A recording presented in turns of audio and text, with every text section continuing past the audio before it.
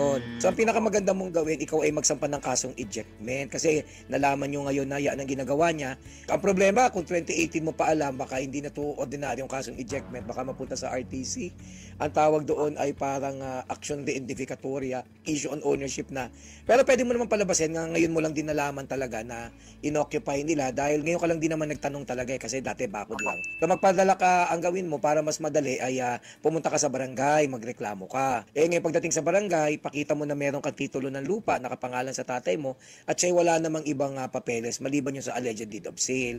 Di syempre sa pagitan po ng titulo at deed of sale, mas may bisa po o mas valido yung titulo. Kasi pag nagkaroon ng dalawang pagbebentahan, kasi allegedly parang binenta rin ng magulang nyo daw sa kanila, dapat po kasi maipakita nila na meron talagang malino na pagbebentahan sa pagitan ng nanay mo at noong Sunny San Jose. Kaya lang, kung may bentahan man yan, hindi naman ang nanay mo ang pwede magde-decide yan, dapat kasama yung tatay mo. Pero wala silang pinakitang ganon, hindi ba? Wala po. So may deed of sale sila sa pagitan ni Sunny San Jose at Leonardo Bautista. Okay, kayo na may titulo na kapangalan sa inyo. Pumunta kayo sa barangay, pakita nyo may titulo kayo. So ibig sabihin, walang bisa yung bentahan ng dalawa.